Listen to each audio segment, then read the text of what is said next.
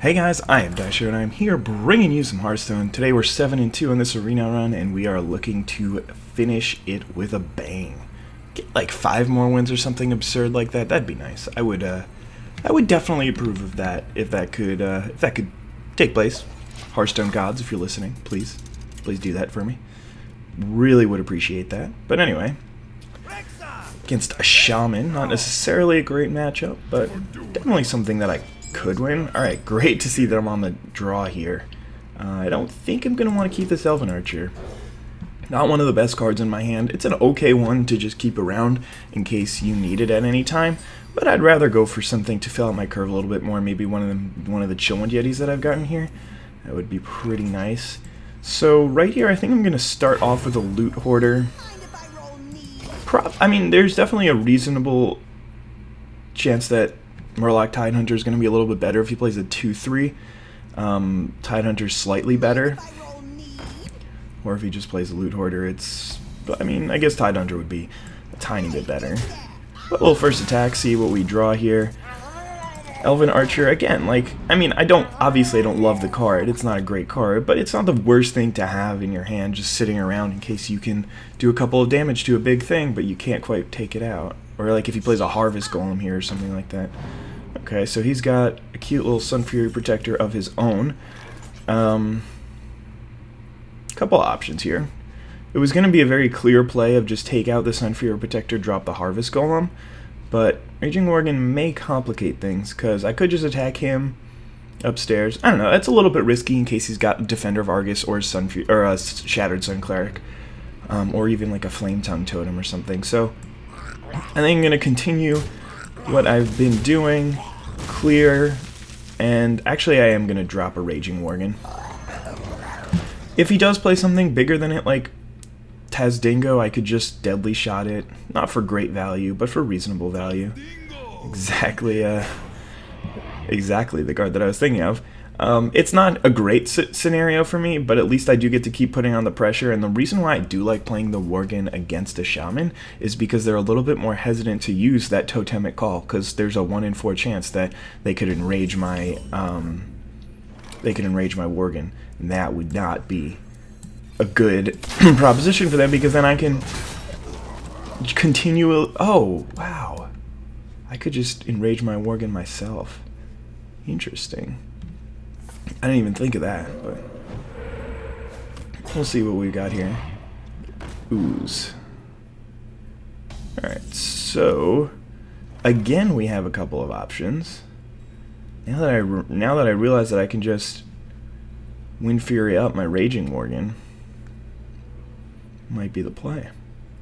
He'd kill both of his guys, still drop Harvest Golem or a Fairy Dragon plus a Shoot.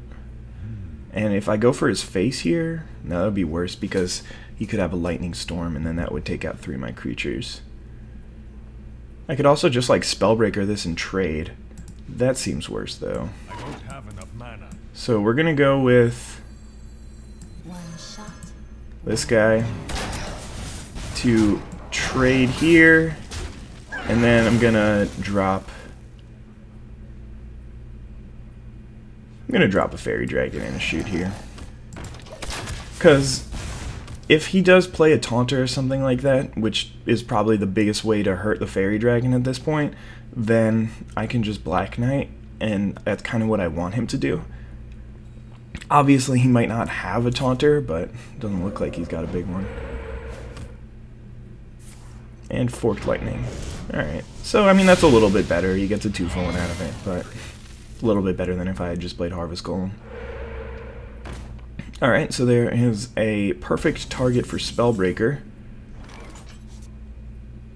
If I still had the Elven Archer, I could just Tundra Rhino and then finish it off. I think this is going to be my best play this turn. I don't really see any other beneficial plays. And unfortunately, since I did play the Fairy Dragon last turn, I can't play it this turn. If I had just played the Fairy Dragon, then I could have Spellbreakered as well as dropped a Fairy Dragon, which would have cost 2 if I had just played the Harvest Golem the turn before. But that's alright. Alright, so he's got a Lightning Bolt to take out the 4-3, which is pretty good. And then there's an Ancient Mage, which is also pretty nice here for him. Alright, so yeah, I'm just going to go ahead and take out the 1/1 here.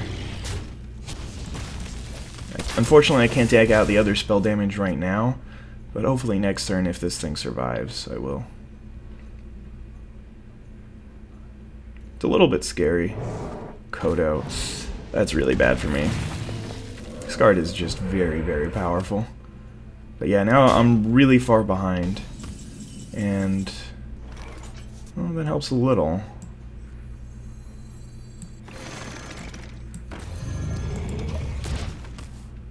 At least I didn't forget that I could just drop my Harvest Golem first, because like my first thought was like, oh, Bluegill Warrior plus Sea Giant, that's 10. Wow, that's a would be devastating play, but this kind of spot is just where Black Knight is one of the best cards in the game.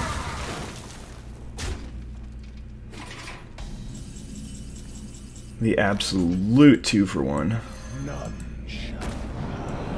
And I'm gonna take out Kodo. I'm actually just gonna attack him. It puts him dead on board next turn, and he's got to actually have an answer. And he does have that 1 spell damage +1, so it's pretty reasonable that he could have one, but I think it just makes a little bit more sense to go upstairs, especially with a Ravenholt Assassin in hand. He's got to, like, get some taunt or something like that. And even, oh, there he got his other spell damage. So if he's got a Lightning Bolt, Bloodlust, jeez. Alright, I guess that, that ends up helping out. But still, he's just going to be able to take out the board, and okay, he's not going to lose his Ancient Mage, but he's going to lose everything else. And I still am pretty satisfied with the play that I made last turn. And right here, 2 options. Yeah, alright, let's just do this. This seems a lot better than any of my other plays. I mean, I could have just shot Ravenholt Assassin, and then he like either has to gain life or put up a Taunter, and a Totemic Call Taunter is just not good enough, because then I would... Ooh, there's a Hex. I guess I probably should have thought about that, but Totemic Call Taunter isn't good enough because I still have the Bluegill Warrior in hand. Alright, so he's doing stuff. Definitely doing stuff with some things. Alright, so let's do this. And I guess next turn just hope to hit the Stoneclaw Totem with the multi-shot. I really was not, I was not counting on Hex for some reason, which is just really silly, because that's kind of an obvious card in this scenario. So if I get unlucky with the multi-shot, it looks like I'm gonna lose. But if I do manage to hit it, then we'll get there. If we hit these two, oh, thank God. I guess I had about a 50-50 chance of losing that game right there.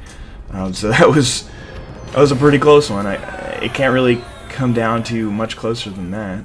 And that's, I think, a scenario. We're gonna take a short little interlude for a nice little episode of Daisho Rants, and basically what I have to say is about the randomness in this game compared to Magic. And I think a lot of you people are about to think that I'm going to complain about Hearthstone because there are cards like Multi-Shot that just do random damage. So it put me in a position where there was a 50-50 chance that I would win.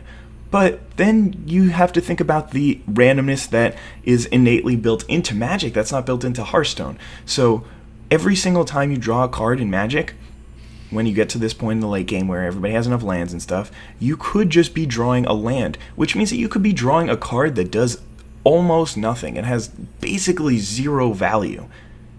And that's just completely random when you're going to draw the lands, when you're going to flood, when you're going to have a drought or whatever. So there's no way that you can even say that cards like Multi-Shot ruin Hearthstone, because you need randomness in TCGs and CCGs because it allows a level playing field. Nobody wants a game, or most people don't want a game, where if you have slightly if you are slightly better than your opponent, then you will win 100% of the time. There could be a game like that.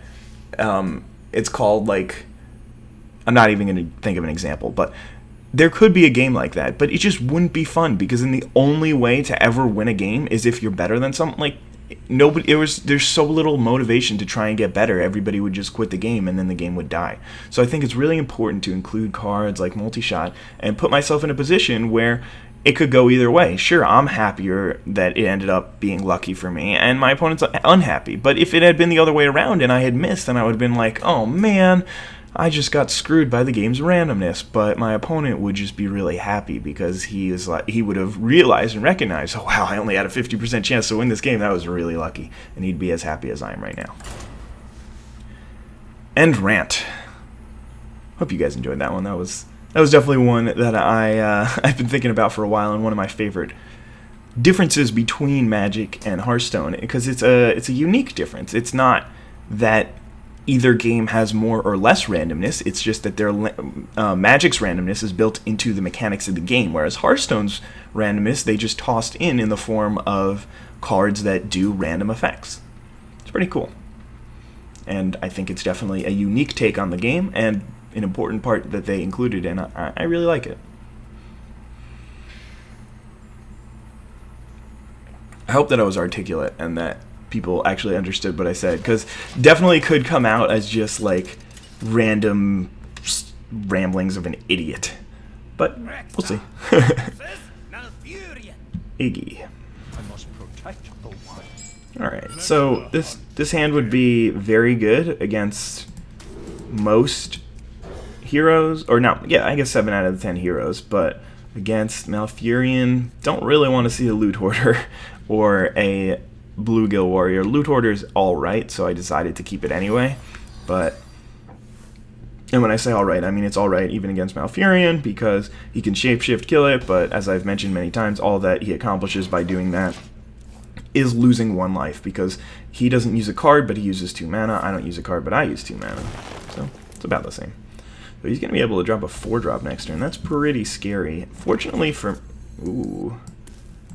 me, I've got a good play, because even if he does have a 4-drop that's pretty good for him, then I can just Cobra it. I mean, I also had the ability to just deadly shot it, but I mean, there's no real reason to drop Loot Hoarder at this juncture. I could get him behind a Taunter at some point or something. Wow, is that really the best he could do here? Oh, he's got a... What? I don't... Okay. Not really sure where he's going with that one. Trying to set up for a Starfall? I am having a little bit of trouble understanding how Shapeshift into Cobra was his best play on turn 4. But all that means is I'm going to get some good use. Moonfire? Oh, thank you, God. Why is he playing a Moonfire? That is so bad. Alright, well, he got a valuable swipe, I guess. But he is far behind here. He's got 5 cards to my 6.5, I guess. And I've got board control. Plus double deadly shot, so he's just not going to be able to come out of it. Oh, I am sorry, sir. And he doesn't even like have the possibility to drop a Flame Strike or something like that. The best he can do is a swipe or a Starfall. So, Fairy Dragon, it is. I mean, if there is a saving grace to this deck, it's that it's very good against that one card that we just saw, Sunwalker. I think I'm actually just going to... I could actually keep my Chillwind Yeti around if I just unleash the Hounds here. It's a little annoying that I can't just Deadly Shot because he dropped the Loot Hoarder too. I think it might actually be worth it to play this Unleash the Hounds here. Like, it's obviously not the most valuable Unleash the Hounds ever. In fact, like, I just lose out on a bit of card advantage by doing this play, but I think it is the better way to take down those guys. Get to keep my 4-5 round, which is what's causing him issues. If he just drops a Iron Bark Protector here, I still have the Deadly Shot for it. I mean, obviously the best play would have been Deadly Shot 50-50 chance, but I wanted to mitigate that risk as much as I could. Alright, perfect. I was about to be a little bit scared if he had another small little creature to hide behind that Taunter, but since he did not, that's pretty good for me. So he's still only got 5 cards to my 5, actually 6 cards. And I'm gonna... I guess I'll start off with the tracking. I don't really want to play a Spellbreaker on an open board after a Deadly Shot anyway. Ravenholt Assassin is an interesting one here. Could it be better than Chillwind Yeti? Yeah, I guess. And, of course, the classic Deadly Shot. And next turn, if he's just got like a giant thing, an Iron Bark Protector or a... Well, I guess if it's 7 mana, then he can armor up. But that's not going to be good enough because I can just silence it. Wow. 0 mana Molten Giant. Scary. But not in this situation. Your magic shall not save you. So got him exactly dead here, where he was about to maybe start taking over the game again. Pretty scary, but fortunate for me. 9 wins. Who saw 9 wins with this deck coming? Didn't I say that the most I thought I would get is 5?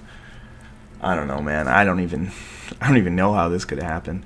And there were definitely games early on where I could have won. Maybe not could have, but I felt like I should have. Like against that Warrior deck where he just burned me out with so many weapons and Reckless Rocketeer and all those haste creatures and stuff. It was evil on his part.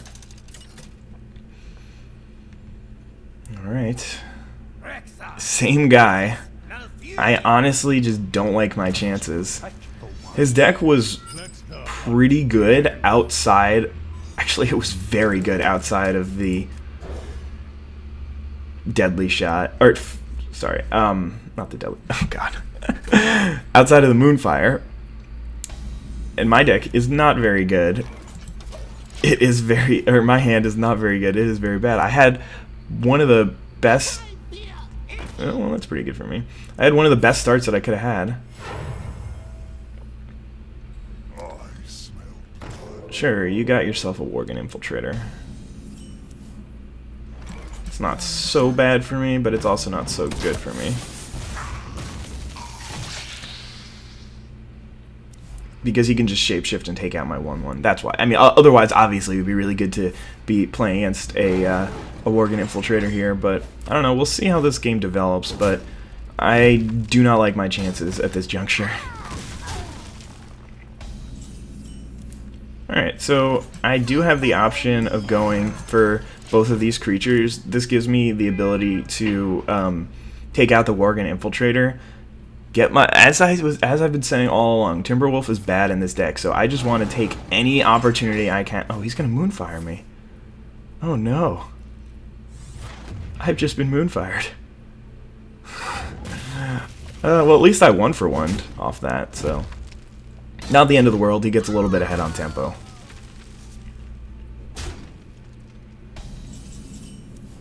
Alright, there's a Fairy Dragon. Which means that I'll finally be able to take out the Raging, or the Worgen Infiltrator.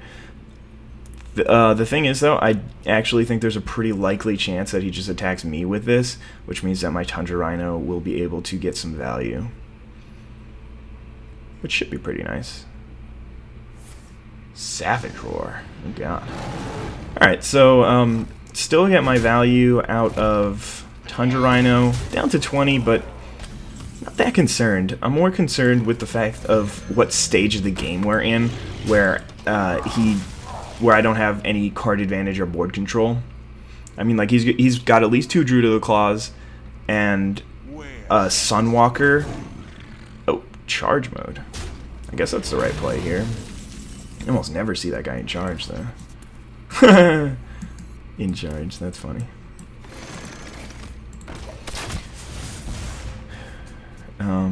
So what did he kill? He killed my Tundra Rhino. Yeah, I guess he got his value out of that.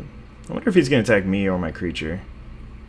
Because if he attacks my creature, he could shapeshift and finish my guy off. Okay, so he's just gonna give it some health here, and then attack me. Sure. So I can get value deadly shot here.